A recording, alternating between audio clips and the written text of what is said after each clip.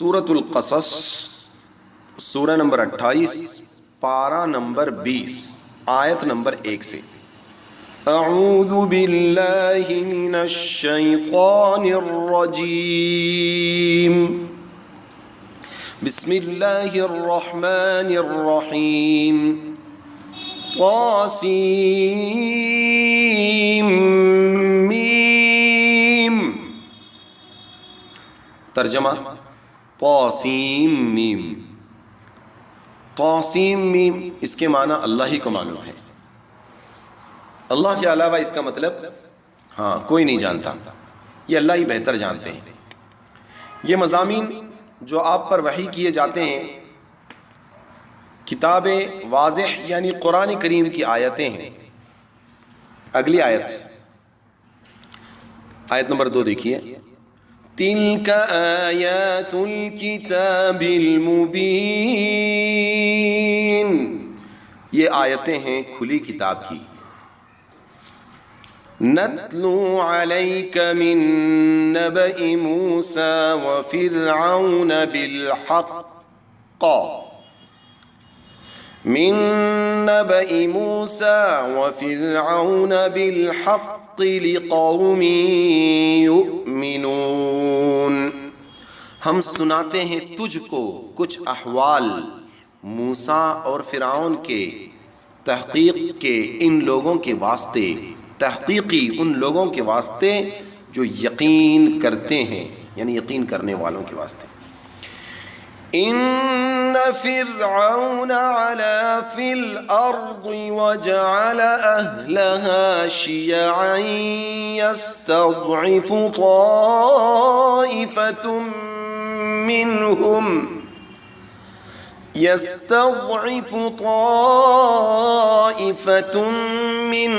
يذبح أبناءهم ويستحيي نساءهم إنه كان من المفسدين۔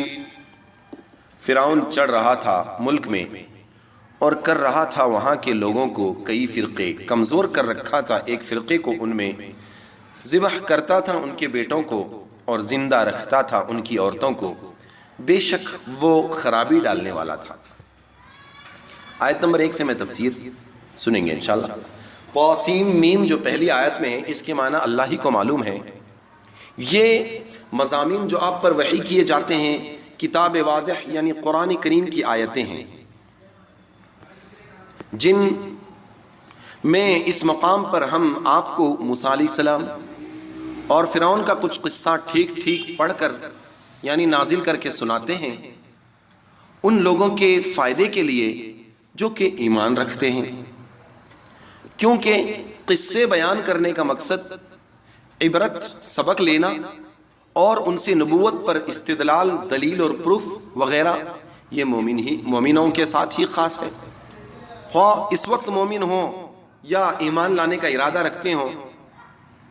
اور اجمال تو اس قصے کا یہ ہے کہ فرعون سرزمین مصر میں بہت چڑھ گیا تھا، فرعون سرزمین مصر میں بہت چڑھ گیا تھا اور اس نے وہاں کے رہنے والوں کو، باشندوں کو، رہواسیوں کو مختلف قسموں میں بانٹ رکھا تھا، ان کو الگ الگ قسموں میں ان کی تقسیم کر رکھا تھا، ٹکڑے کیا تھا ان کے۔ اس طرح کہ قبطیوں یعنی مصری لوگوں کو معزز بنا رکھا، مصر کے جو رہنے والے ہیں، جو جہاں کا وہ بادشاہ تھا، وہاں کے جو پراپر لوگ ہیں ان کو بہت عزت دے کے رکھا تھا، اور سبطیوں یعنی بنی اسرائیل کو پست اور خار اور ذلیل کر کے رکھا تھا، جس کا بیان آگے آیا کہ ان باشندوں میں سے ایک جماعت یعنی بنی اسرائیل کا زور گھٹا رکھا تھا، اس طرح کہ ان کے بیٹوں کو جو نئے پیدا ہوتے تھے جلادوں کے ہاتھوں ذبح کراتا تھا، اور ان کی عورتوں یعنی لڑکیوں کو زندہ رہنے دیتا تھا تاکہ ان سے خدمت لی جائے، اور ان سے کوئی ڈر بھی نہیں تھا۔ واقعی وہ بڑا مفسد تھا جی، کیا کرتا تھا؟ وہ لڑکوں کو مارتا تھا اور لڑکیوں کو ان کے ساتھ ہمدردی، ان کو زندہ رکھتا تھا، کوئی ڈر نہیں ان سے۔ واقعی وہ بڑا مفسد تھا، فسادی تھا۔ غرض فرعون تو اس خیال میں تھا اور ہم کو یہ منظور تھا کہ جن لوگوں کا زمین یعنی مصر میں زور گھٹایا جا رہا تھا، جس میں جن لوگوں کو مصر میں کمزور کیا جا رہا تھا، ہم ان پر دنیاوی اور دینی احسان کریں گے. ہم کو یہ منظور تھا کہ ہم ان کی دنیا بھی بھلی کریں گے اور دین اعتبار سے بھی ان کو ہم بھلے کریں گے، احسان کریں گے. اور وہ احسان کیا کہ ان کو دین میں پیشوا بنا دیں. پیشوا کا مطلب کہ جس کی دین کے معاملے میں لوگ مان کر چلیں، جس کے نقش قدم پر چلیں، اور دنیا میں ان کو اس ملک کا مالک بنائیں. اللہ فرما رہے ہیں یہ ہم کو منظور تھا کہ ہم دنیا میں بھی ان کو مالک بنائیں اور دین میں بھی ان کو بڑا بنائیں، اور مالک ہونے کے ساتھ ان کو ملک بھی بنائیں، یعنی زمین میں ان کو حکومت دیں. اور فرعون اور حامان جو اللہ کے دشمن تھے اور ان کے تابعین کو ان بنی اسرائیل کی جانب سے وہ ناگوار واقعات دکھلائیں جن سے وہ بچاؤ کر رہے تھے، جن سے وہ بچاؤ کر رہے تھے.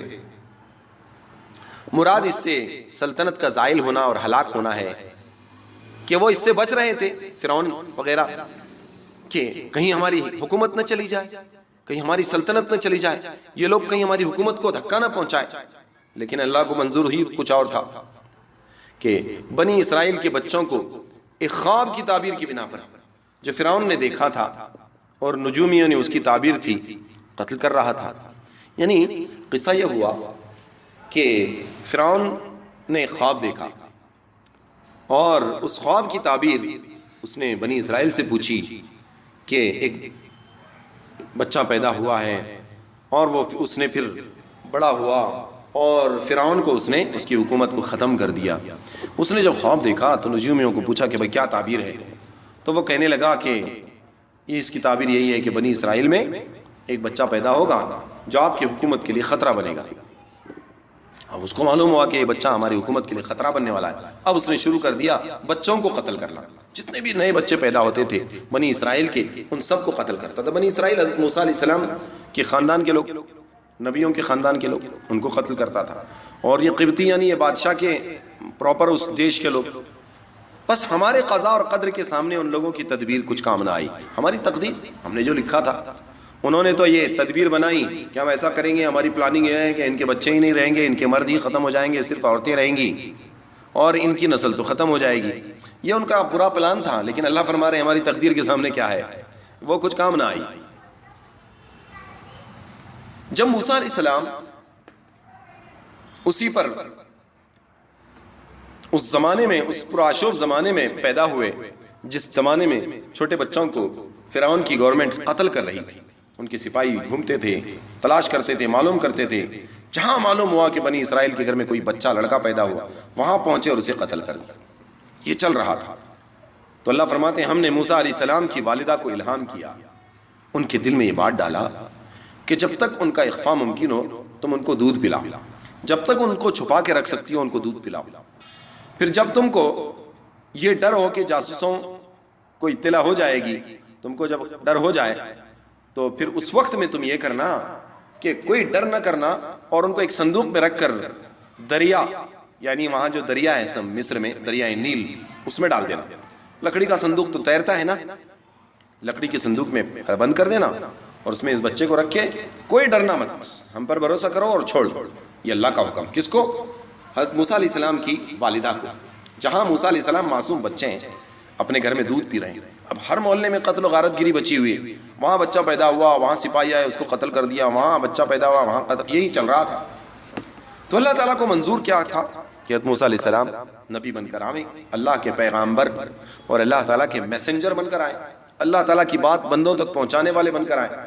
وہ جب پیدا ہوئے تو اللہ نے الہام کیا، ان کے دل میں بات ڈالا کہ جب تک ہو سکے چھپا کر ان کو پال پرورش کرو. جب تمہیں یہ ڈر ہو کہ اب اس کی آواز دور تک چلی جائے گی اور جاسوسوں تک بات پہنچ جائے گی، خطرہ ہے، ویسے وقت میں تم اس کو ایک لکڑی کے صندوق میں ڈال کر دریا میں چھوڑ دینا ہمارے بھروسے.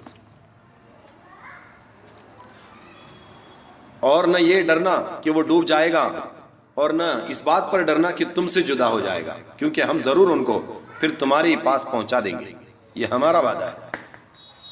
اور پھر اپنے وقت پر ان کو ہم پیغمبر بنا دیں گے. اللہ کی شان نرالی، اللہ بہت عظیم ہے اپنے ارادے میں. ہاں، تو اللہ تعالیٰ کا یہ وعدہ تھا کہ اللہ تعالیٰ ان کو پیغمبر بنانے والے تھے. ان کی ماں سے پھر ملانے والے تھے، تو اللہ نے کہا کہ ہم واپس پہنچا دیں گے اور ان کو ہم پیغمبر بنائیں گے اپنے وقت پر۔ غرض وہ اسی طرح دودھ پلاتی رہیں۔ پھر جب راز کے فاش ہونے کا ان کو ڈر ہوا تو کیا ہوا کہ صندوق میں بند کر کے انہوں نے اس معصوم سے بچے کو اللہ کے نام پر دریائے نیل میں چھوڑ دیا۔ جی، اب اس دریا کی کوئی شاخ فرعون کے محل میں جاتی تھی، یا تفریحاً فرعون کے متعلقین دریا کی سیر کو نکلے ہوں گے، یعنی مطلب یہ کہ وہ جو بڑا دریا ہے نا، اس میں سے ایک چھوٹی نہر اور کنال یوں گئی تھی فرعون کے محل کے پاس، تاکہ اس کا محل خوبصورت لگے، وہاں کے باغات کو پانی ملے۔ یا پھر فرعون کے لوگ اور فرعون جو ذرا گھومنے دریا کنارے جاتے ہیں نا، وہ ذرا گھومنے نکلے ہوں گے، غرض وہ صندوق کنارے پر لگا تو فرعون کے لوگوں نے موسیٰ علیہ السلام کو یعنی وہ صندوق اٹھا لائے تاکہ وہ ان لوگوں کے لیے دشمنی اور غم کا باعث بنے۔ بلا شبہ فرعون اور حامان اور ان کے ماننے والے اس بارے میں بہت چونکہ اپنے دشمن کو اپنی بغل میں پالا، اور جب وہ صندوق سے نکال کر فرعون کے سامنے لائے گئے تو فرعون کی بیوی نے اس کو دیکھا، فرعون کی اہلیہ ان کی وائف نے دیکھا، ان کا نام ہے حضرت آسیہ۔ آسیہ نے جب دیکھا تو فرعون سے کہا کہ یہ بچہ میری اور تمہاری آنکھوں کی ٹھنڈک ہے، یعنی اس کو دیکھ کر جی خوش ہوا کرے گا۔ اب اے فرعون تو اس کو قتل مت کرو، تم عجب نہیں کہ بڑا ہو کر ہم کو کچھ فائدہ پہنچاوے، یا ہم اس کو اپنا بیٹا ہی بنا لیں۔ اور ان لوگوں کو انجام کی خبر نہ تھی کہ یہ وہی بچہ ہے جس کے ہاتھوں فرعون کی سلطنت غارت ہوگی۔ اور ادھر یہ قصہ ہوا، اب فرعون کی بیوی آسیہ ملکہ رانی، ان کی فرمائش پر فرعون بھی خاموش ہو گیا۔ ہاں تمہاری بات صحیح ہے کہ جب یہ ہمارے ہی گود میں پلے بڑھے گا، ہمارے محل میں رہے گا تو ہمارا جیسا بنے گا نا، پھر اس سے ہم کو کوئی ڈر نہیں ہوگا، چلو چھوڑ دو۔ اور ادھر یہ ہوا کہ موسیٰ علیہ السلام کی والدہ اور ان کی ماں کا دل مختلف خیالات کے ہجوم سے بے قرار ہو گیا۔ ظاہر سی بات ہے، ماں ہوتی ہے، کیا ہوا ہوں گا، کہاں گیا ہوں گا، کیسا رہا ہوں گا، کیا ہو رہا ہوں گا، بے چین بے قرار۔ ماں کی ممتا ہی ماں کی ممتا ہوتی ہے، اور بے قراری ایسی ویسی نہیں، بلکہ بہت زیادہ سخت بے قراری، بلکہ قریب تھا کہ بے قراری سے وہ موسیٰ علیہ السلام کا حال سب کو بولتی پھرتی کہ میرا بچہ وہاں ہے۔ اگر ہم ان کے دل کو اس غرض سے مضبوط نہ کیے رہے کہ یہ ہمارے وعدے پر یقین کیے بیٹھی رہیں تو اللہ نے ان کے دل کو مضبوط کیا، ورنہ ایک عورت کی بس کی بات نہیں تھی۔ غرض بہت مشکل سے انہوں نے اپنے دل کو سنبھالا اور تدبیر شروع کی کہ کیا کرنا چاہیے۔